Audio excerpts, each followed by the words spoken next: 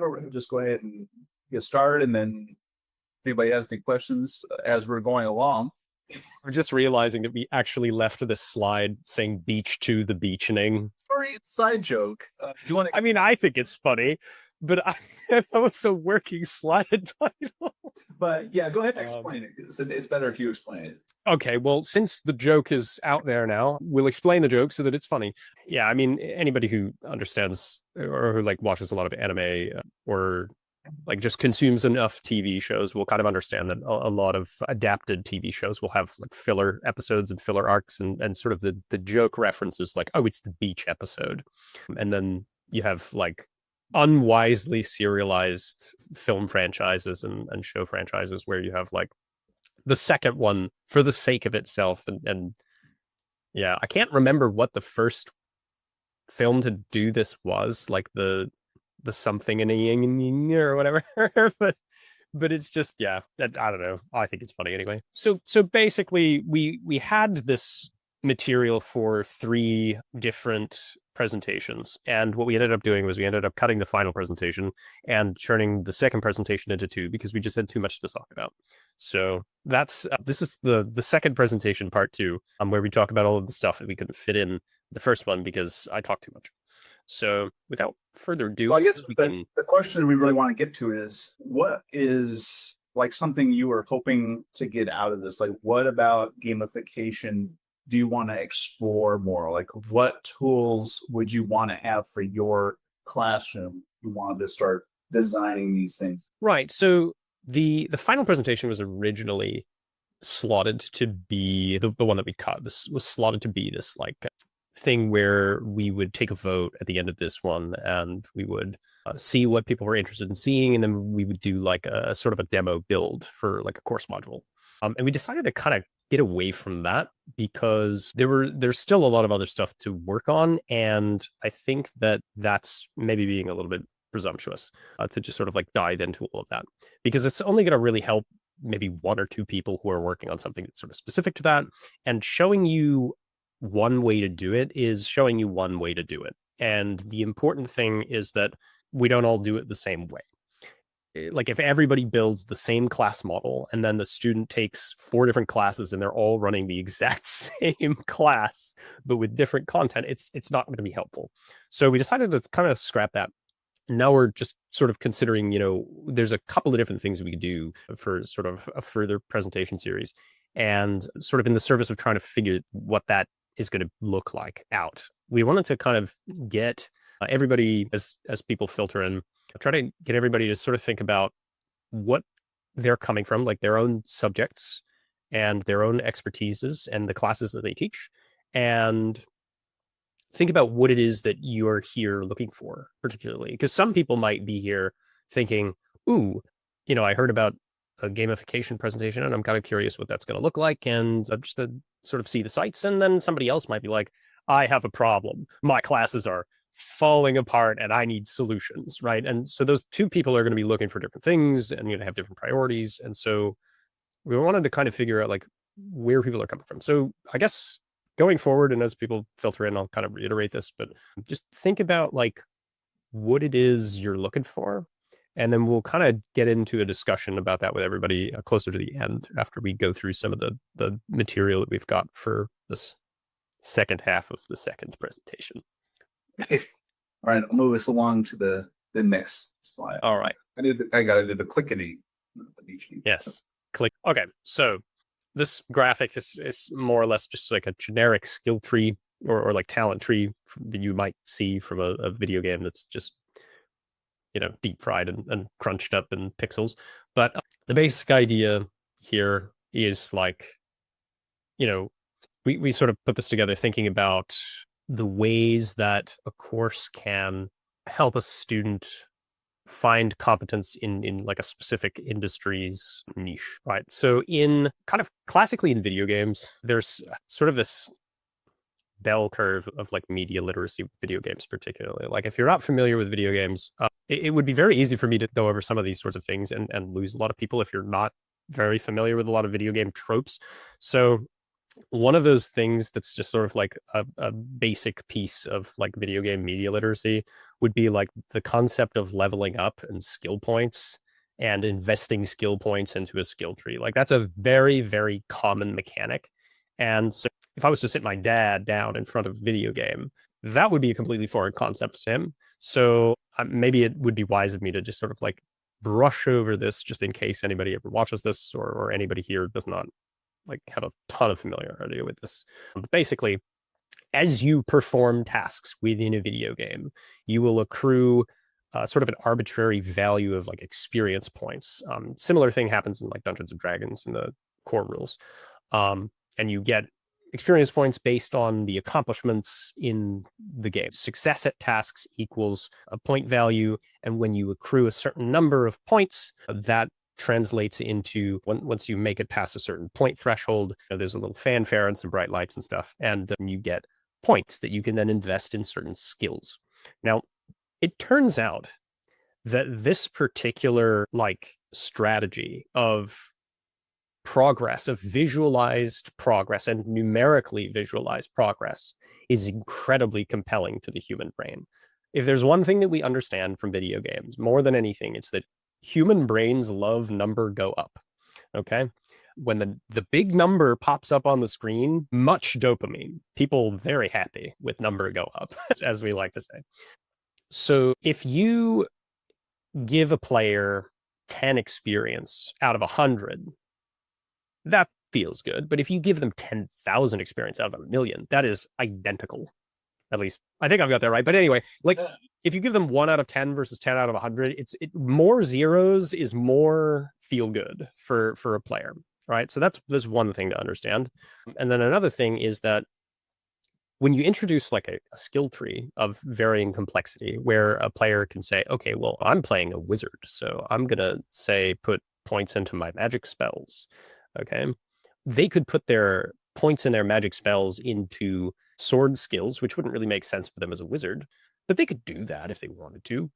Or as a wizard, they could say, okay, I want to throw fireballs at people. Or they could say, I want to be able to turn invisible.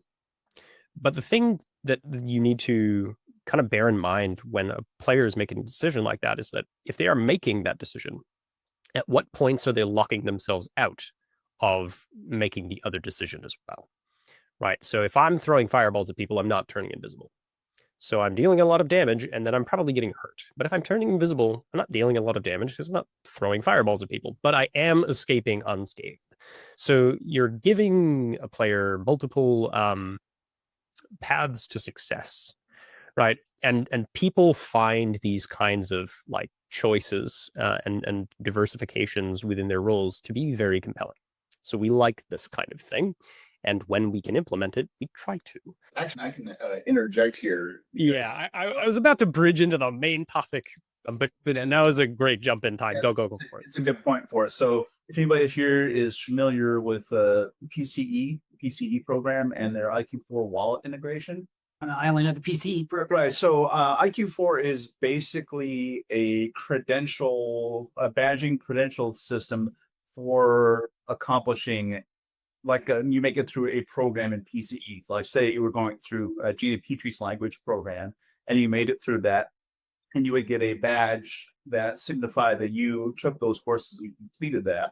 And so that badge more or less would equate to one of these acquired skills. Mm-hmm. And because of that, and because the normalization of the language between like Eastern Washington University and other universities, as well with companies that are also participating that want to have that shared language for creating jobs, when they see that you have that badge that has, along with that badge comes the metadata saying this person has attained these specific skills within that program, then when they're trying to come up with job descriptions, they will use that same language and be able to match up those skills that person learned within the program.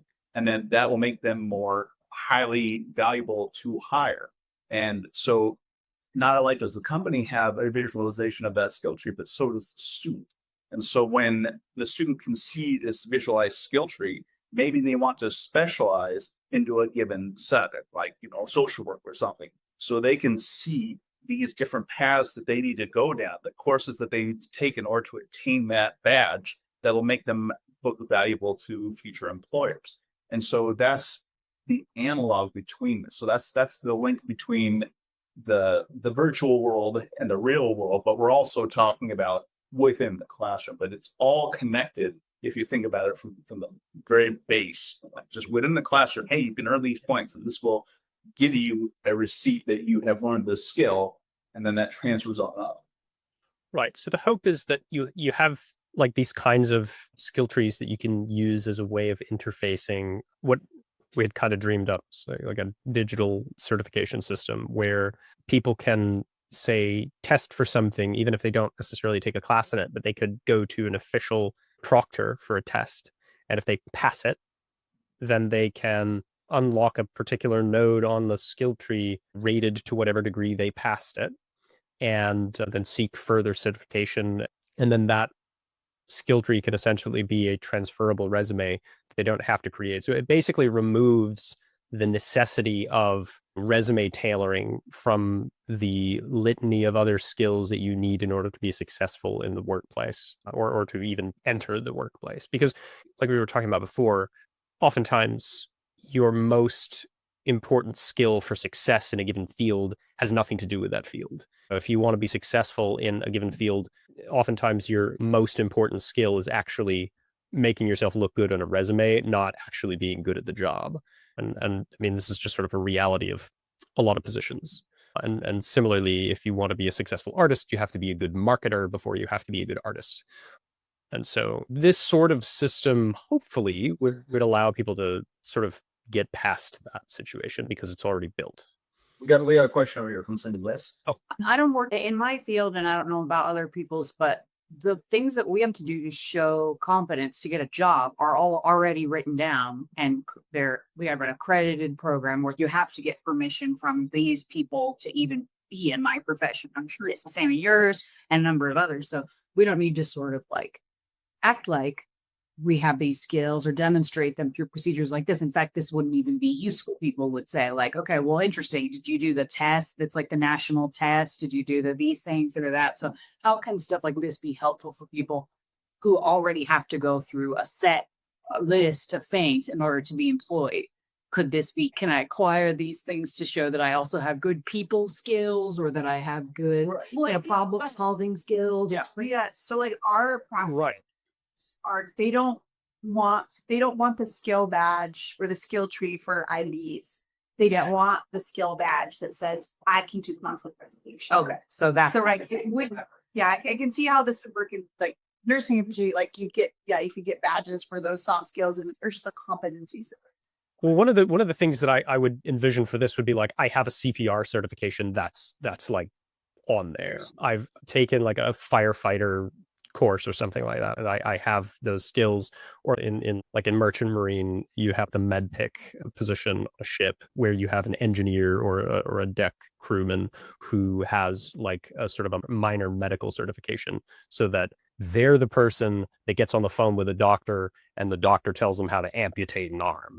Like they're the one who's responsible for that. Even though they're not a medical professional, they are like a minor medical certification. So you'd have something like that on your digital badge or something like that. Yeah. The sort of the softer skills. If I could just interrupt really quick, it goes a little bit farther than that, in that it can also act as a way to give you credit for previous experience that might not necessarily show up in like courses. So if you had been working in the field and you could maybe take a quick online test to test out of taking a certain number of classes because you've already achieved those competencies, then that would make it a lot easier to say, okay, well, they've already demonstrated their ability to do these competencies. So maybe they don't have to take this specific number of classes. They can move forward in the program. And so it'll save the students some money, depending on what their previous experience is as well. Right. You can use a system like this for digital badging and resume building for like trying to get into the workplace. But you could also use a system very similar to this just for like visually mapping out and giving visual feedback to someone who's going through their degree program.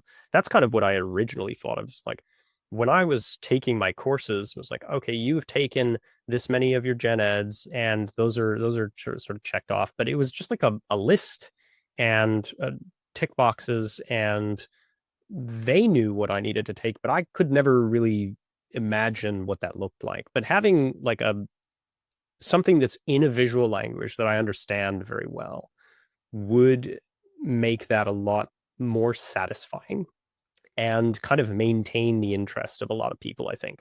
So that's like where I had originally thought of it. And the other nice thing about that is that it gives you the ability to have industries come in and say, hey, these are the skills that we want from students. Because a lot of times an experience that a new like graduate will have is they'll graduate from a program and then they'll actually get a job in their field. And then during training, they'll say, all right, well, you went to college and that's great. And so you're qualified to be here at all. Now we're going to teach you how to actually do this job. And it's completely foreign to anything that you've ever learned about.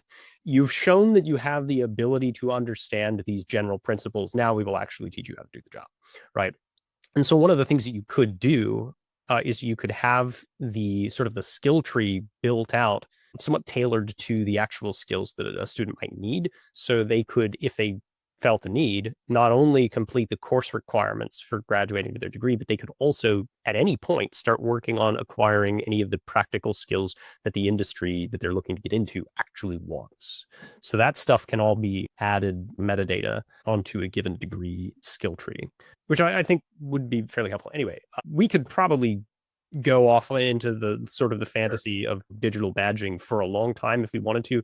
But insofar as actually using these principles within a classroom, anyone who is in a position to create narrative courses and wants to allow students to sort of diversify their roles in that narrative is going to find use for the sorts of stuff that you'll find in skill trees. And we'll talk a little bit more about like fundamental components of game design. That's like the last slide, and that's a long conversation. But this is one of those things that kind of comes together and is sort of like universally a positive experience, is like a power progression and skill diversification and if this, not that situations. So a lot of players like to be in a sort of a heavy driving role, and a lot of other players like to be in a more supportive sort of secondary role. They don't like to make primary decisions. They don't like to be in the driver's seat, but they do like to help other people being in the driver's seat. So that's just sort of like a player preference thing. So if you give them opportunities to make that choice for themselves rather than prescribing that choice for them, a lot in situations where it's reasonable and applicable, obviously, then they will appreciate that.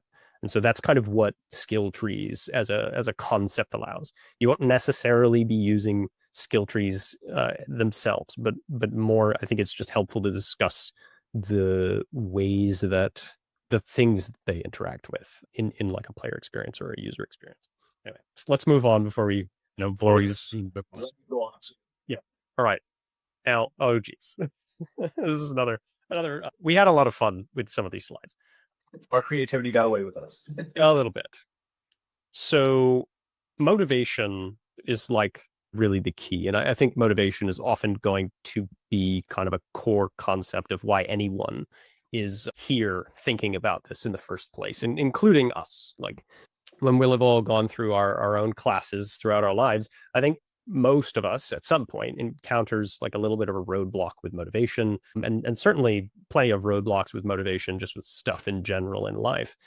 And so the name of the game is trying to find things that either help us to create that motivation for the students and or ourselves, or just work around the need for it in the first place, in whatever cases that's possible. So obviously anything that's fun is pretty motivating. Humans like fun.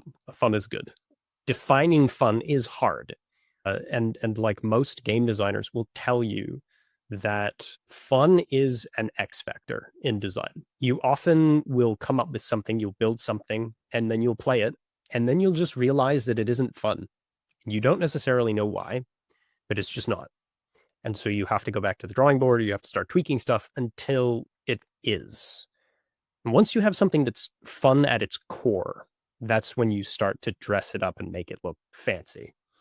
Right. So we talked in, I think, either the first or second presentation, we talked a little bit about the concept of how like what we're doing with gamification is often just sort of set dressing for a fairly like bland skeleton. So the idea is we want to try to make sure that the skeleton at its core is not actually bland, that it's, relatively sound. And then you can make it look fancy so that people don't realize that it's the same skeleton that they've been seeing for years, right? And so you get a topic, whatever it may be, and then you want to create an interaction loop with that topic. You want to make sure that interaction loop with the topic is compelling. And then once you've done that, then you can make it look pretty. Confronting, yeah, so going down this list are just some sorts of things that work well enough for some people anyway, trying to get them to engage with a given thing. So just to go through this, confronting failure we put that on there just as like a principle that we think is important in general for anybody who's going through any sort of a learning process, because getting through all of life without ever failing is very hard. But some people try very, very hard to do that because failing is unpleasant. But I think we talked a little bit, or we will talk about how some games actually do a pretty good job of framing themselves as sort of failure factories and telling you that you're going to fail at this and that's okay. And then you experience that failure and you don't feel personally attacked for it because you weren't expecting to succeed. And so you're more easily able to take that failure and learn from it because, well, I mean, I was supposed to lose. So, but now that I have lost, what could I do to not lose is kind of a mindset that works really well. Because realistically, people will fail at things and they should fail at things, because if they don't fail at things, they're not doing it right. In a lot of cases anyway. So you want to find ways to frame those failures in positive ways, because a lot of people will just self-select out. And also, I think that it's just a generally healthy thing that people are comfortable with failure, because I don't think anyone wants to work with anyone generally, if they can help it, whose temper explodes when they finally mess up, or who blames everyone other than themselves. I think we all have workplace horror stories about stuff like that. So this is a good design principle to think about with anything, is that yes, it needs to be fun, and it, whenever it's reasonable to do so, designing healthy failure into it is generally good. Because what's the point in a game if it's impossible to lose it? Generally, it's not fun if you can't fail it, but it's not fun if you can't ever succeed either. So it needs to be hard enough to where it's interesting and engaging, and that's what makes it fun. But it also needs to not make fun of you whenever you lose. It needs to encourage you when you lose. Or if it's going to make fun of you, it needs to do it in a funny way. Well, the whole point is that once you are able to overcome that failure, you have that sense of accomplishment. You tried, you lost, you experimented, you did problem solving, you overcame the challenge, and then, hey, I did something cool. So there's a genre of games called roguelikes, which are basically just games that have taken a mechanic that was pioneered by a game called Rogue, which I have never played, but I've heard of it. And roguelikes do something really interesting with failure mechanics, which is that you have a meta progression where the first game that you play in a roguelike, you are kind of expected to lose. And most players go in understanding this. And what happens is, as you play through whatever level it is, the first time you discover items and you learn things about the world and about the hazards in the game. And then when you lose, in some cases, you have like money to spend on power progression in the main menu, or you've unlocked new spells or items and things that you might use, that you might be able to access more reliably next time because you know where they are or how to get them. You might understand the hazards of a certain type of enemy or a certain type of trap next time, so you'll see it coming, so you won't lose to it. And so that sort of like acquisition of information, and you unlock things, but you are very much expecting and almost intending to fail your first few runs at one of these games. And so it's like cultivated this kind of grace with people's willingness to tolerate failure by being designed to be failed at the beginning. And those kinds of games make no secrets about this. So that also kind of helps. It doesn't make fun of you for losing usually. And then rewarding success. Duh. It's very You've straightforward. succeeded at something. Make sure that success is acknowledged. I think there's plenty of media out there that has done a pretty good job of explaining to people the ways in which this can be done and like the types of people who engage with different forms of rewards well. I don't think I need to really go on about that too much, but basically success is good and we should reward it. Moving on. Community and social aspects are very, very motivating. Humans are social creatures, go figure. Have people play in teams when possible.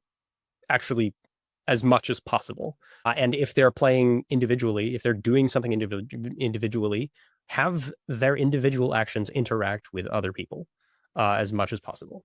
Even if they're not playing on a team, even if they're all playing against one another, have them play against one another and have them interact with one another in their competition, whenever possible, because people like to compare and contrast their experiences and they like to make things into a big party, if you will. Try to cultivate that when possible.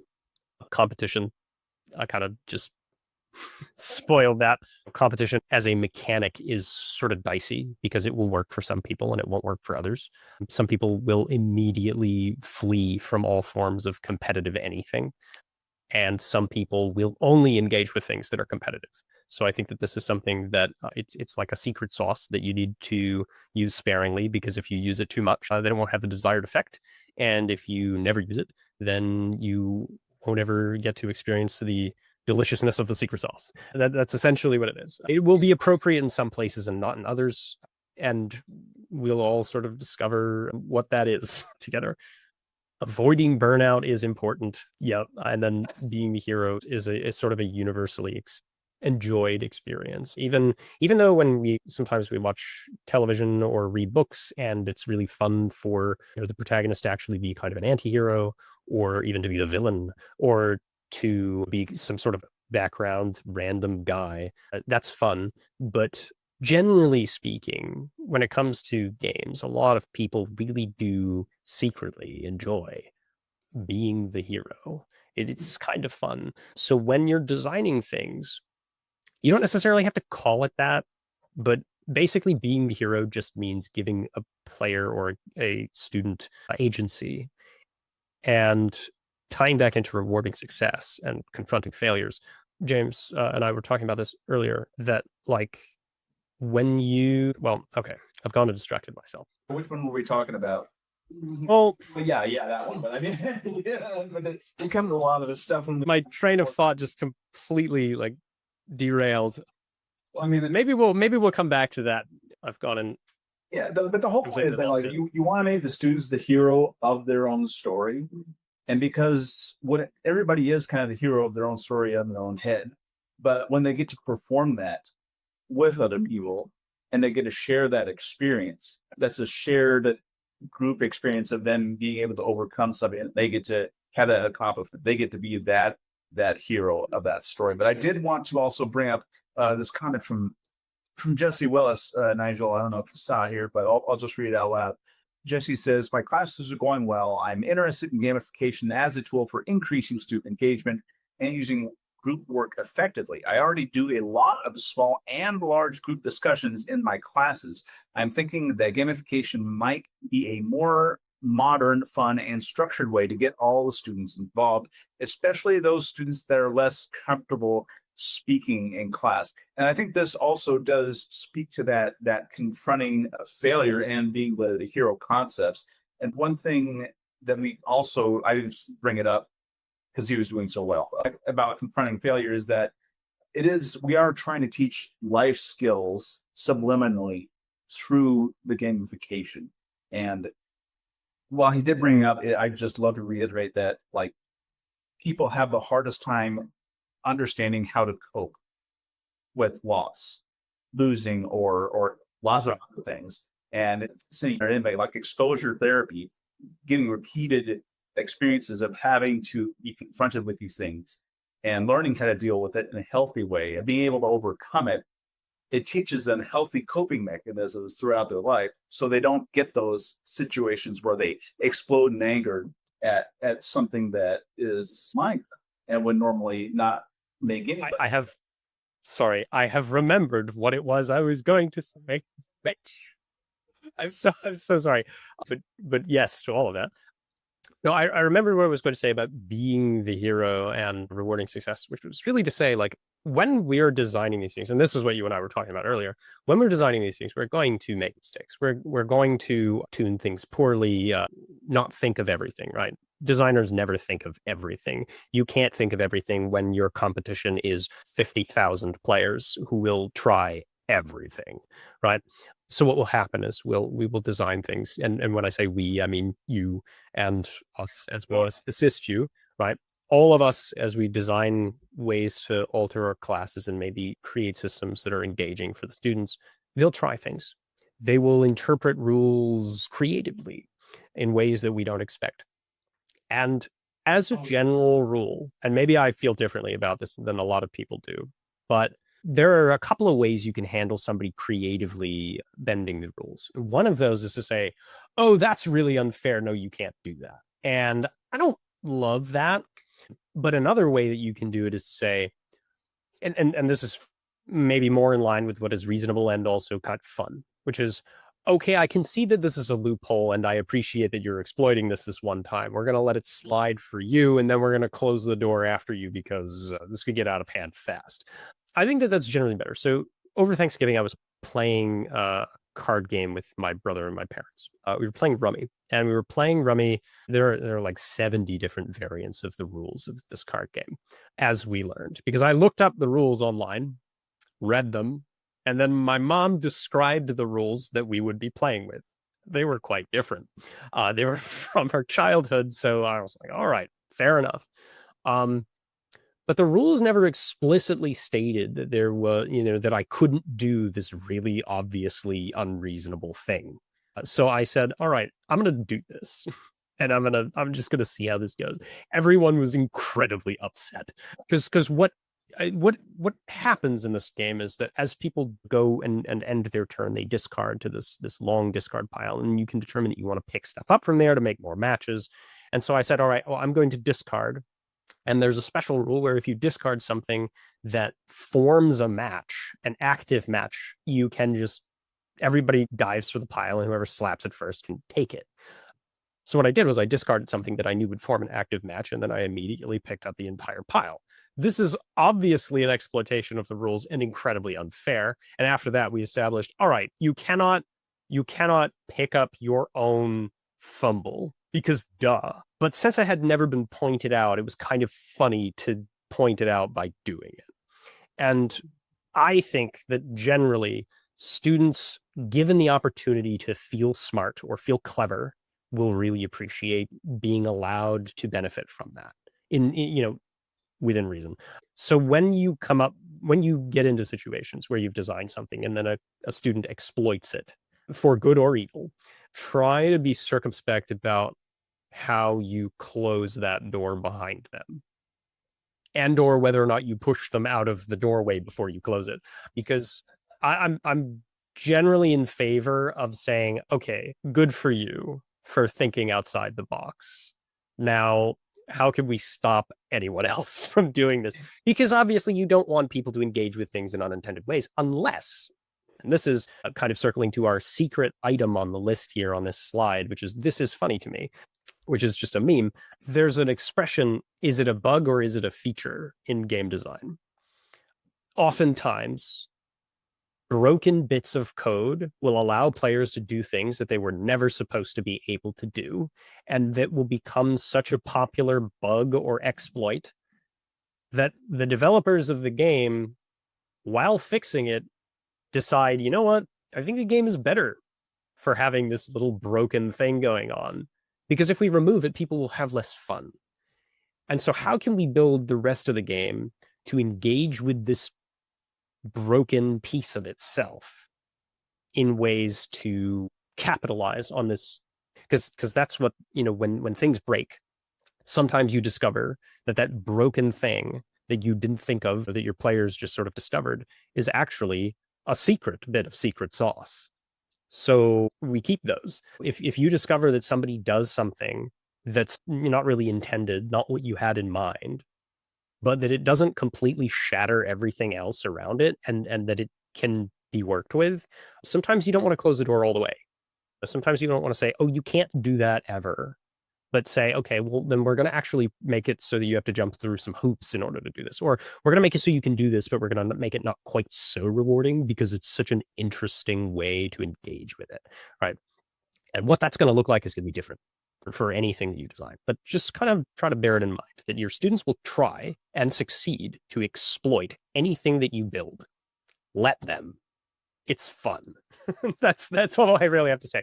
As for this little meme character here, and sorry, do you want to jump in real quick before I Yeah, I was just gonna do a little quick intro review of this, and that this isn't just about the player experience. This is also about your course design experience, and that, and this goes back to our other discussion we had earlier, is that not everything that you're going to try while you're trying to gamify your course is going to work. I mean, you have to accept that. You have to be willing to fail yourself from the beginning and not be mad that you failed, because every instance, and maybe it's the whole thing, maybe it's just one piece or another. That's your kind of game development experience. You're learning more from this worked, this didn't, this needs right. 1.0 is seldom a success. I mean, we're going to try very hard, but let things adapt as they will. Like what we were talking about earlier, which I think is kind of what you're going into, is like week 1 of your class, somebody may try something or do something that breaks the balance of what you're trying to do, or they might find a certain element of it to be really like defeating or unfun. And so week 2 of your class, you might say, all right, well, that's not a thing anymore. You can just do that. You can just do that. Like, you have the power, use it.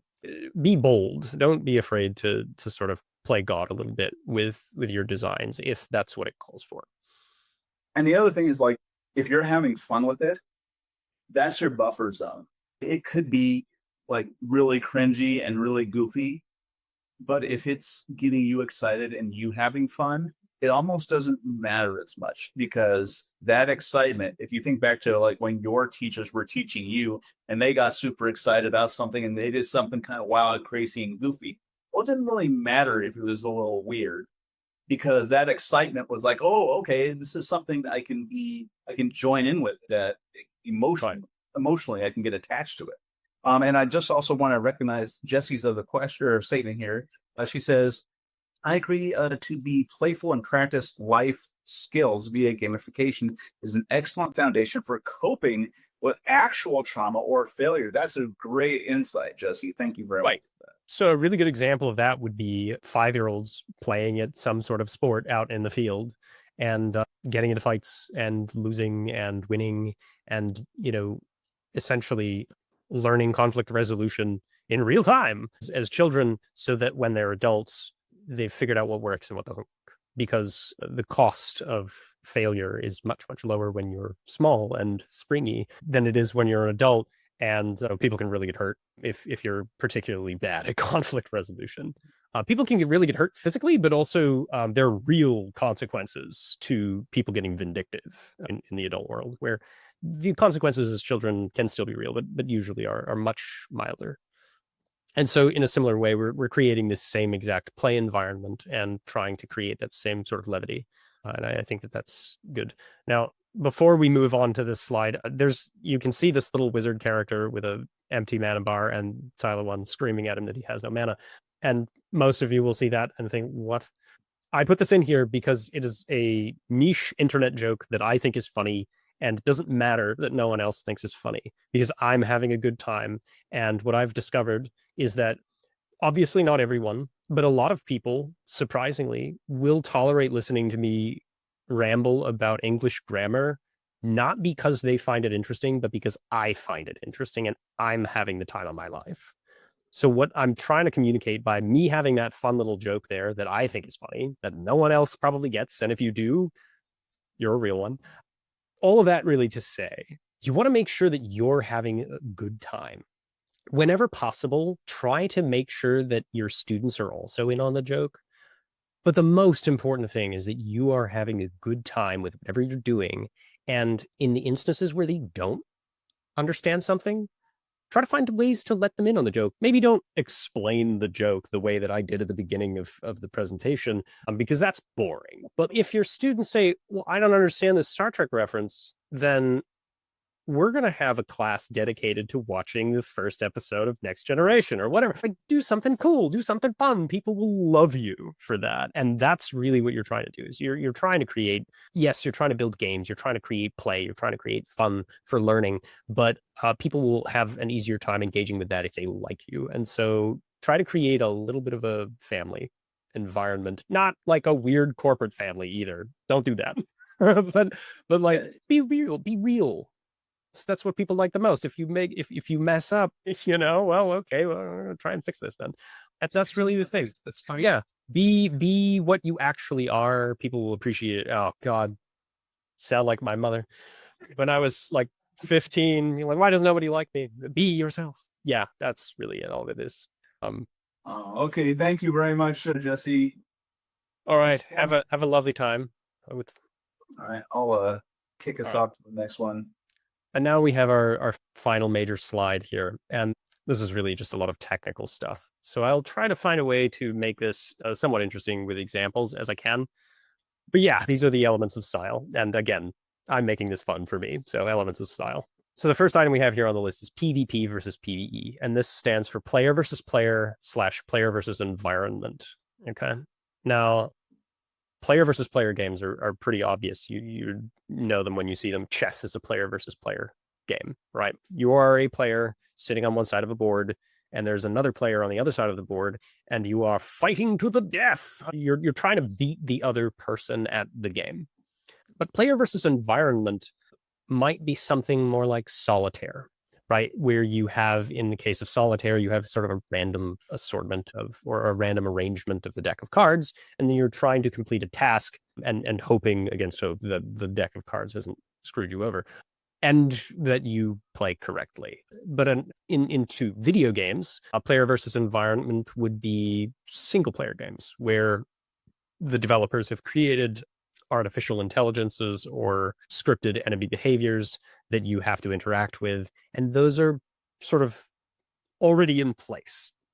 There's no living person on the other side making them do what they're doing, so they're kind of predictable. So player versus environment has the advantage in a lot of ways when it comes to players getting upset when they fail. Because when the environment beats you, you messed up and you can just change what you did and it will interact with the environmental factors differently, and then you may succeed. But if a player beats you, well, then that person is objectively better than you and you should feel bad. You can see how this can kind of get out of hand for some people, particularly very competitive types. Yeah. Well, I remember being 14 years old and installing a competitive video game and being upset all the time.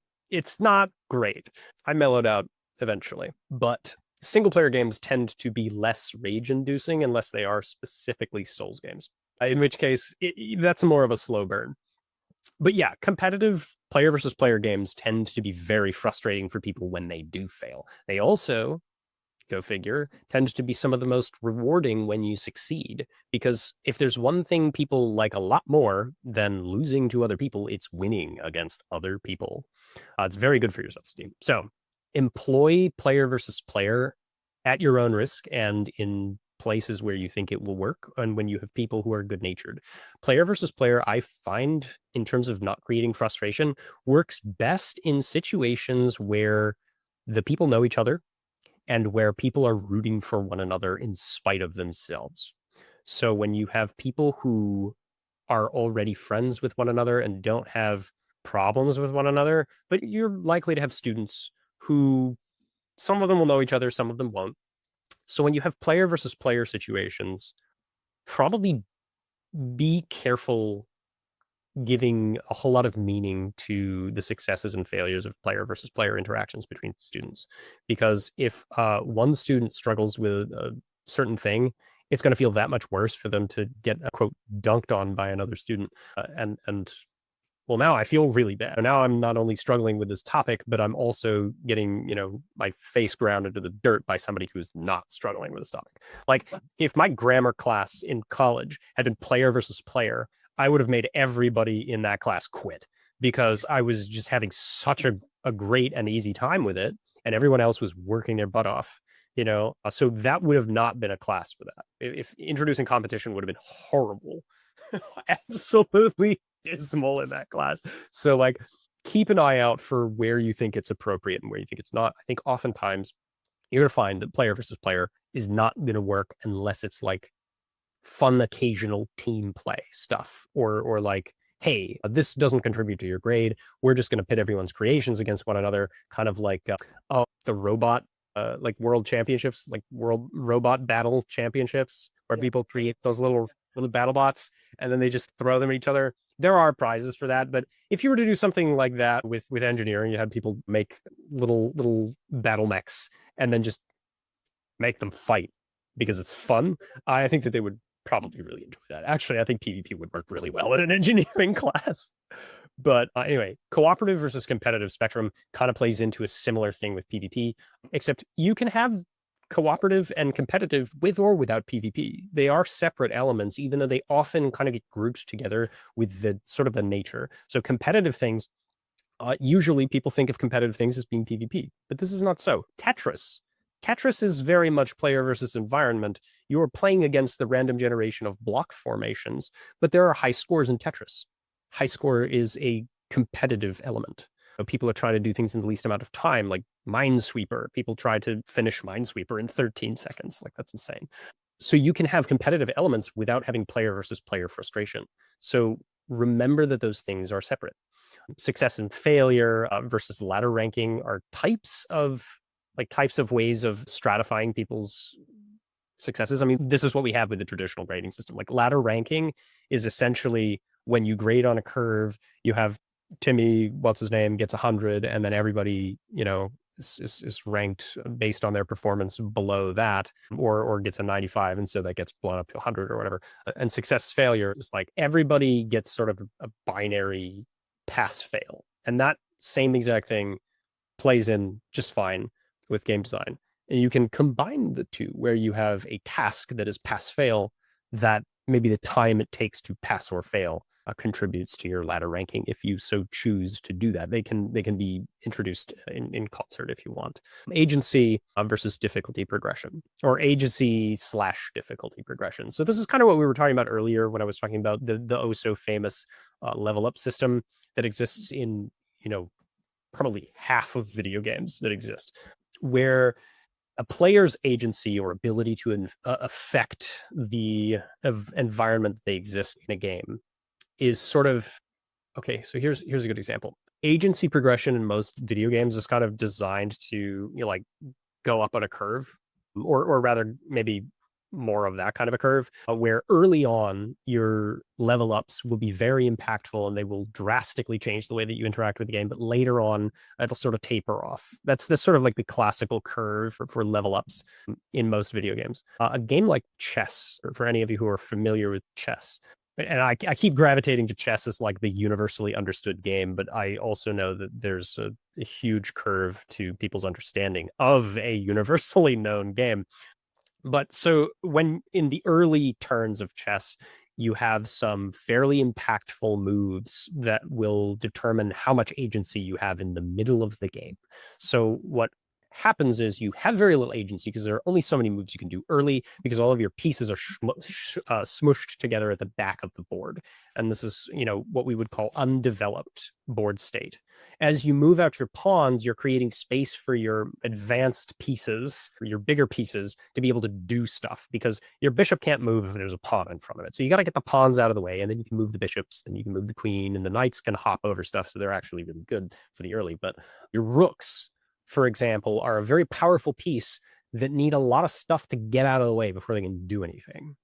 So early on in a chess game, you actually have kind of a low amount of agency. And in the middle of a chess game, you have a lot of agency because you've developed your pieces, presumably, and you haven't gotten completely stuffed by the other player because you know what you're doing. And in the ends of the game, you have less agency, not as little maybe as you did in the very beginning, but you have less agency because you've lost a lot of pieces, because there have been a lot of takes. So it's good to kind of stop and consider, and maybe you don't have to use this as like a principle of your initial design, but it is good to consider what kind of agency and or difficulty curve you have created, and whether or not the actual experience of the game feels like what you have created and what maybe you want to create. If you're creating a traditional level up system for agency and your early levels have very little impact and your late levels have a lot of impact, you've created Dungeons and Dragons, and maybe that's not advisable. So one of the great critiques that Dungeons and Dragons gets is the fact that late game, like high level characters and late game play isn't fun because it's so ridiculous. Like the things that player characters can do if they know what they're doing is just unhinged. You can have wizards that cast wish and undo reality. Like what? They can become gods. They can punch gods to death. Like this does not make sense. High level play in Dungeons and Dragons is ridiculous. The agency curve has gone off into the stratosphere, but the first 1 through 6 levels are really what most people consider to be the sweet spot, because your player characters are not so powerful that it's ridiculous, but they're powerful enough that they have options. They have meaningful gameplay decisions to make. So it's not like a barely moving exponential curve at the bottom of the curve, but it's just enough that it feels good to level up, but not so good that, oh no, he's crossed the threshold and now he is a deity. You kind of want to avoid that. So understanding what it is you're making and how your agency and difficulty progress with relation to one another is important, because, and depending on the handles you've given yourself. Anyway, I could talk about that for a very long time, but I don't need to. Feedback. This one might be easy to misunderstand because feedback is, oh, my players have told me that what I've created is bad. That's feedback. Yes, but that's not the kind of feedback. You want your game to give your players feedback. So when they do something, the players want to experience that in a satisfying way. So a really good example of this kind of feedback that I'm referring to is like sound effects. So if anyone has ever done fencing, for example, when you swing a sword or even just like a stick, it makes a nice satisfying swish sound in the air. If it's properly sharp or if it's got jagged edges or whatever, it will make different sounds. And that sound is pretty satisfying. If you were to swing something like a pole in the air and it didn't make any noise, gross. Which is actually why Hollywood makes really ridiculous shing sounds when people pull swords out, and why they make really ridiculous chopping, swishing sounds when the microphones are way too far away to hear that. They don't actually sound like that, but it sounds so satisfying. So you want to create those kinds of feedbacks where it's appropriate. Obviously, you won't always have the option to create sound effects in like a card game, but when you have the option to make things punchy and satisfying, do so. If you're dealing with things by a factor of 10, make it 100, because big numbers are fun. Art speaks for itself. You can have an incredible game, and if it looks bad, people won't like it. If it looks old, that's not bad. That's just a style. It's very easy, particularly like modern video games have this problem really bad, where they don't understand that styles and realism are different things. Like realism is a style, it's not the quality curve. Like a lot of developers think that approaching realistic, like real world simulation quality graphics is like, if it approaches that, it's good, and if it isn't that, then it's bad. That's not true. People love retro pixel styles. People love all kinds of like hand-drawn watercolor styles. People like all kinds of stuff.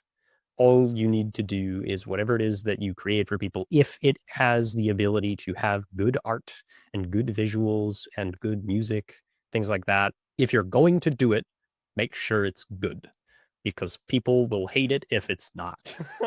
So yeah, that's all. Random chance is like the arbiter of frustration for a lot of people. They absolutely hate it. A lot of people like it, and those people probably need to stay away from casinos. Random chance is an element. Use it at your discretion. You should not use random chance as a core mechanic. You should use random chance as a sort of I want to say Ancillary. yeah, like something that's just sort of like a small piece of the puzzle rather than like a core cog in the machine generally.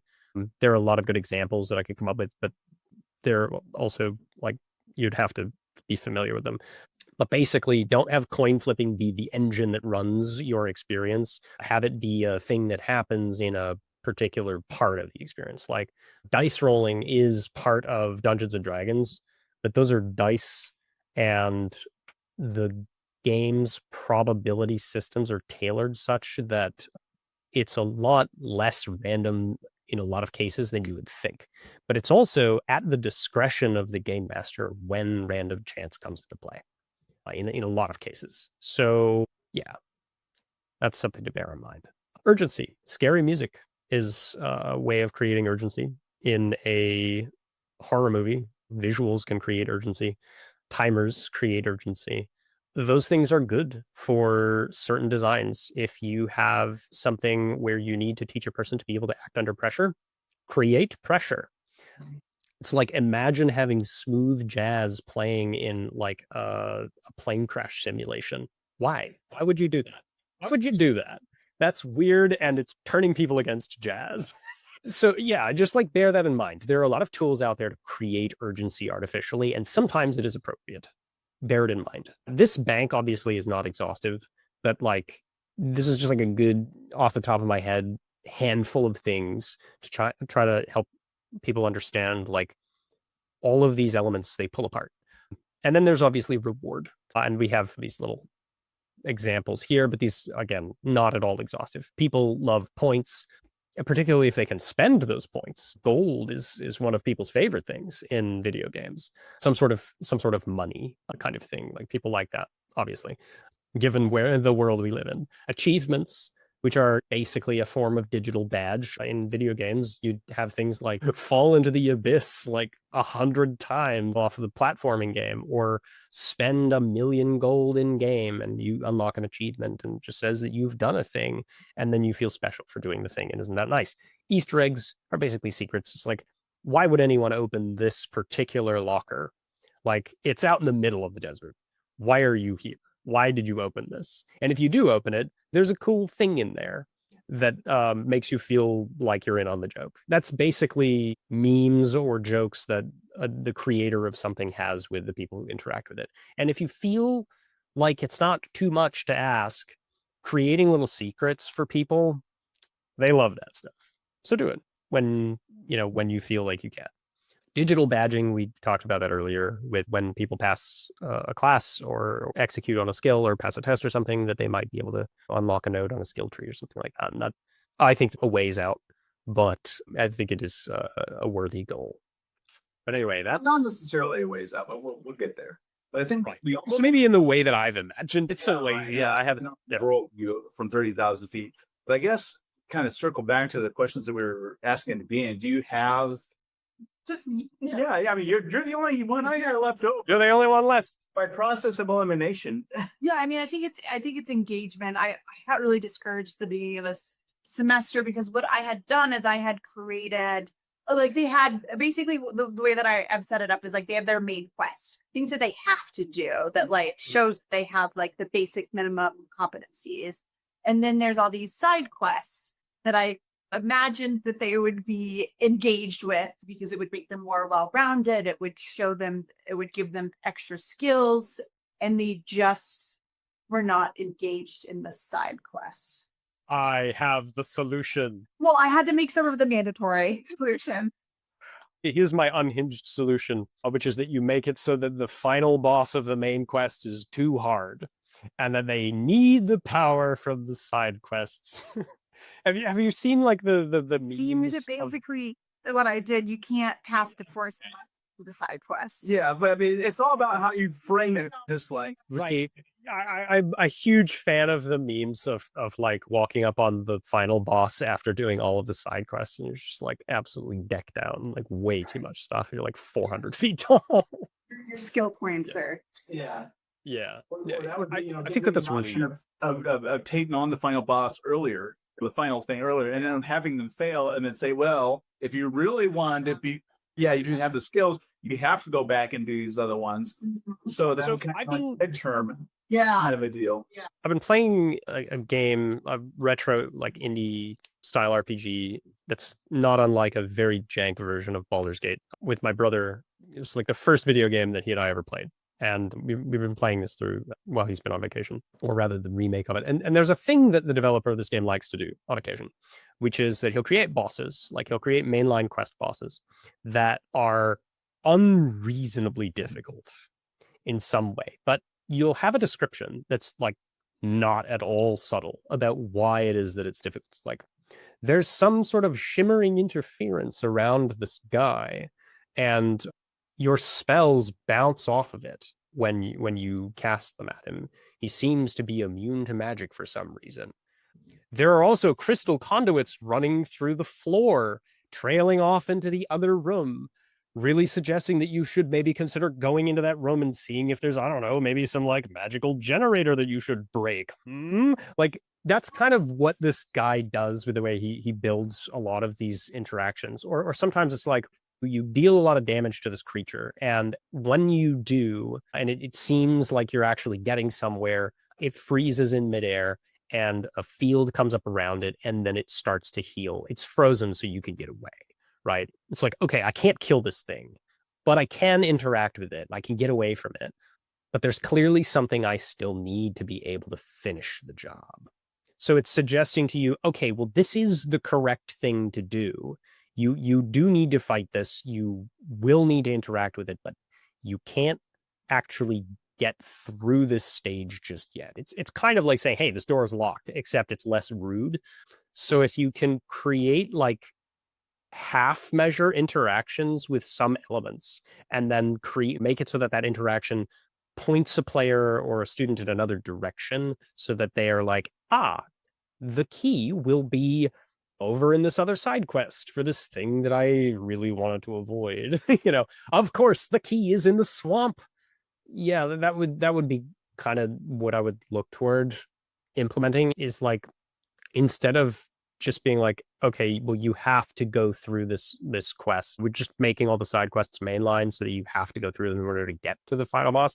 Let people see what the end of the mainline looks like, and let them interact with it, and let that interaction with it be part of the mainline. Let that failure of it be part of the mainline. It's like, oh, I've encountered the thing that won't let me truly complete this moment, but like seeing that I have to do this other thing is part of it. So failing to kill the boss is like the midpoint of the mainline quest. And then they kind of have to loop off into these side quests to try and find whatever the MacGuffin is. And then they come back, and then they can absolutely trounce whatever it is that you've created for them. And then they get to feel really smart about it too. That's what I would try to aim to do. Executing on that, that's going to take some iterating. So your course is on nursing, right? Yeah. So like what gamified aspects, if you're saying you try that, or you're in the process of it, or? So that's what I did that last semester. I made what I wanted to be side quests now made main quests, and I still have some side quests that didn't really engage with, and so I've tried to gamify it a little bit, where I'm gonna tell me what you guys think about this. It's a bingo game, and so as they can check those side quests off, if they get bingo, then they don't have to turn in one homework packet. Yeah, that's a great reward. Yeah. Well, that makes bingo seem pretty high stakes for a lot of people. That's good. Yeah, so not super high stakes, right? Because it's like, it's not a big deal if I don't do one homework. It's not the end of the world, but it is like, feels good, right? Yeah. One less thing they have to do because they're overwhelmed. They're so outside. And so that's why I'm like trying not to make I don't want to make it mandatory, but if you have, like, it will make you a better nurse if you do these things, but some of those things come with time. But if you have the bandwidth and how to do it as a student, right? Like, that's like what I'm trying to get across, that I want it to be fun and motivating, right? So if they're able to do some of them, but here's what you could try to. Well, are you saying that the items that they like, the side quests, are themselves bingo items on the card? Yeah. Or that? Oh, okay. So like side quest or bingo items, which are like just optional, right? Like I want them to do, because it will make them more well-rounded. Okay. But you don't have to do it. Okay. Yeah, I like that a lot. I was imagining that there was like an actual bingo game being played, and then like separate. No, but I like that idea a lot, because then you're not saying you must get all of these things done. There are, say, like 9 items, and you can pick 3. And that's gonna serve you well. And if you decide to do all 9 of them, you're gonna have a whole bunch of bingos, and you're gonna be able to skip a bunch of homework, and that's gonna feel great. You know, if they want to go all out, then they can, but they don't have to. And if they don't want to engage with it at all because they can't, well, okay, and it's optional. I like that. I like that a lot. That's very good. And yeah, that actually works quite well with what Jim and I were talking about earlier, which is like a lot of people are not going to be in a position to say, I'm going to crumple up my entire course syllabus and throw it out and redesign the whole thing and make the whole thing be a game. Like there's like one guy who's talking to Jim who's doing exactly that. He is sending. Really cool. But not everybody's in a position to do that because of time crunch and or just like reasonable skepticism. Yeah. And But a lot of people are in a position to do essentially what you're doing, and just like implement a section or a module or a singular interaction that's gamified to see if the engagement is there. I think that's a good starting point. Yeah, the reasonable starting point, and then then do the whole course all over. And then we can slowly but surely convince them. keep that in mind. Yeah. But no, it's really exciting. I really appreciated this series, by the way. Yeah, I mean, it's giving me a lot of little tidbits to think about, and just getting that engagement and making it fun, because like we had that conversation, and I'm a gamer. I love playing. So what do you play? So I love Assassin's Creed. Yeah, okay. Yeah. I've never played Assassin's Creed. Yes, well, you haven't either. So this is your opportunity to do that. But and my thing about RPGs is I will never play an RPG that I can't be a female character. So there's some Assassin's Creed that I don't play. Oh, interesting. Most of them you can. And I've got to play Tomb Raider is my next one that's coming up. So You know, I have Tomb Raider in my Epic Games trough of stuff that they've given away, and I've had it there for years. And I was thinking about that the other day. I was like, I heard that these were really good when they came out, and I still haven't played them. Boy, let me tell you what. I played Tomb Raider when it first came out. Yeah. Listen here, buddy. Yeah. Back in my day. Oh no. Yeah. Killer. But then here's the thing: is like last year, I downloaded it and went back to play it again. Oh my god, it is so hard! It is so hard. I can't believe how hard it is. I'm going because I'm used to like mostly first-person shooters now, or like some RPG type stuff, or RTS. I'm going back and playing. How did I ever do this? This is so insanely hard. Okay, so there was a game for the Mac called MDK. Not the second one that was bad. MDK is so hard. Yeah. When my brother and I discovered that on his computer when we were like, what, 12 and 15 or something. We discovered that on a computer that he'd gotten from our cousin. And we used to play that game. It had so many keyboard controls that I would play the keyboard and he would play the mouse. Like, it was so, and we could get past like the first level, maybe. So hard, dude. And also anxiety inducing as hell. Like, the game is very stressful. Cool game though, for its time. But anyway, so I guess the question that we were hoping to get to when I finally got through all the material, which took me an hour and a half, my God, for like 4 slides. The question that we were trying to get to is like, well, okay, so if we do a further series of these sorts of things, what's actually going to be helpful? Because one of the things that I thought of was, oh, I've got a Steam library, and he has a Steam library, and it would be really great if we could come up with an excuse for the university to fund our gaming addictions. No, but essentially to do a series of like different games and the ways that they employ some of these elements, and as that might be interesting. So if we could come up with people's general interests in certain specific elements, we could showcase games that utilize those elements and kind of discuss them with like controlled playthroughs and or something like that.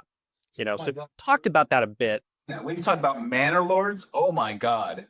Like, Right. Remember like Civilization or like Sim City? Yeah. This is like next level. Okay. And, I'm a sucker for those sorts of games. yeah, but the concept behind it is Yeah. you have to understand city planning. Mhm. A rural planning, crop rotations. Yeah. Oh, right. So I'd thought that history and or civil engineering kinds of courses would maybe get a kick out of using a game like that to say to the students, hey, over this weekend, go buy this game, download it, play it for 5 hours.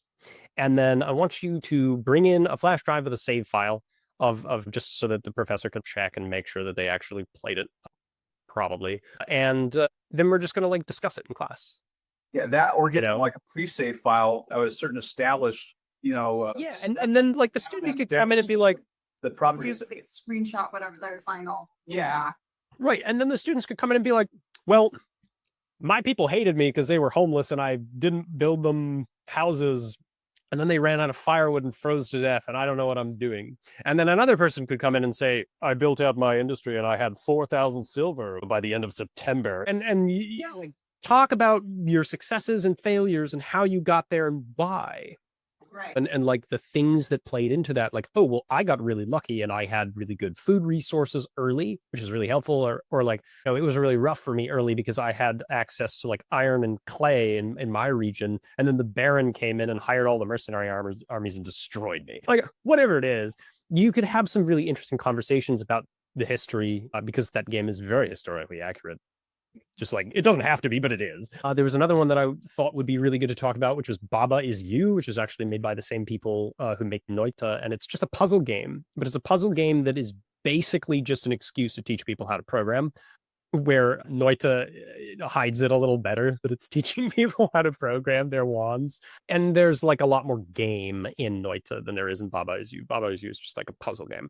But it's No. Well, I think that's the thing we kind of touched on that last meeting was that it would be right because like I only do racing games, RPGs. I don't know any of these other games, but like I mean, I've known since you've heard of them, yeah. But I've knowing what like because like, we all are experts in our field, and so then we can say, okay, well that could work for my class. That could yeah, it's covering the blind spots. Try and get people exposure to more fields, more tools. Yeah, right? Having an outline of like how this could progress is really helpful. Like we talked about the Dark Souls. Dark Souls, yeah. Yeah. So where you have to start at an expert level, because that's what I'm having my students, or not an expert level, but like, you know, my students have to hit the ground running. And you are going to fail. And how do you fail? Dark Souls is absolutely wonderful. The hard thing for me is that I'm going to spiral into depression if I play it, because it's so good. It's so like aesthetically potent. That's an absolute masterpiece. I can't glaze it enough. But basically, it does do that thing though. It sets you up and it prepares you to fail, and then it beats you to death with that preparation until you get up. Until you eventually adapt. And it makes you want to do it. Whereas like that's what you want to encourage in your nursing course. I do want them to beat themselves to death to learn the content. That's the thing about a game like Dark Souls, right? If you actually gave a student, like if you gave a student a copy of Dark Souls 3 and you said, I want you to beat Eudex Gundyr, the tutorial boss, it's going to be really hard if that person isn't A, a gamer, and B, pretty emotionally resilient. So like, for example, a few years ago, I gave my friend, I sat my friend down in front of Dark Souls 3 and I said, beat the tutorial boss. And she did it in like 15 minutes because she plays a lot of games, but specifically she plays a lot of rhythm games. Very helpful for Dark Souls. So she had very good like rhythm reactivity. I sat my brother down in front of it and he beat his head against it for 2 hours before giving up. He doesn't generally play those types of games. He plays turn-based strategy games, which do not rely on a whole lot of like spatial control and reaction time. But while a game, you know, a tutorial boss of Dark Souls is not going to teach you how to be a better nurse. It's not going to teach you how to be a better, really much of anything. It will teach you how to kind of take a step back and say, okay, I'm obviously approaching this in a way that's not working for me. What can I do differently to find another way? Because there are a lot of ways to beat that tutorial boss. You can play a different class with access to different tools, like ranged options. You can muscle up, get good, and learn how to parry. You can do that, and then it's a piece of cake. but you have to make the decision that this is what you're going to do. And then you have to learn how to do it. But by the end of it, you'll succeed for the first time. You may not be able to succeed twice in a row, but you will know that what it is that you did worked. And you'll know that they were rewarded for beating your head against that wall until it finally broke. And that's like it's a good trait to cultivate. Like that's the thing that a lot of video games do is they cultivate traits. You know, they don't necessarily There's multiple studies out there, honestly, that physicians are and even surgeons or even and nurses can be more adroit. I think that's the right word. Just more capable with their hands and fingers and more on target when they play video games because it trains that eye coordination. Right. Well, okay. So, for example, I play a lot of video games. I type very fast. I play guitar. Like those are overlapping skills. I don't play piano because I am stupid. I don't know why I struggle with piano, but like, and the thing is, like, I don't play guitar. Like, I don't understand music theory. I don't play scales. I don't even really understand scales that well, but I can do them. I have the manual dexterity to play guitar. So if I choose a song and say, all right, how is the song played, and watch somebody do it, I can then replicate it and I can learn to play a song even if I'm not a guitarist. So like, yeah, there's definitely transferable skill in terms of manual dexterity. So there are some things that the video games will absolutely teach you that are just good skills. Yeah, that's very true. We should probably wrap this up. It's getting to 4:30, and it's a half hour longer than we originally planned. Oh, no. But yeah, let's be thinking about what sort of stuff we should do going forward. If we should try to do like showcasing specific games, or if there are, and like how you could use this in a course, right? Like how do you use a puzzle game? How do you use what are those, like choose your own adventure? Yeah. Oh, I'll have an excuse to play Slay the Princess and make myself even more depressed. Excellent. Awesome. Really recommend. One of the most heartbreaking games ever made, and a really good example of why art matters in all of these sorts of design situations. But yeah, anyway, so we'll certainly talk about that and see if we can come up with something for, what do you think, maybe a couple of weeks down the line, or Really a couple of weeks out, because we got to figure it out. Christmas break. Yeah. yeah, we're gonna have to figure out if we can get his department to pay for it as well. We'll see. That'll be dicey. Yeah. Anyway, well, thank you very much, Nigel, and we'll pick this up next time. All right.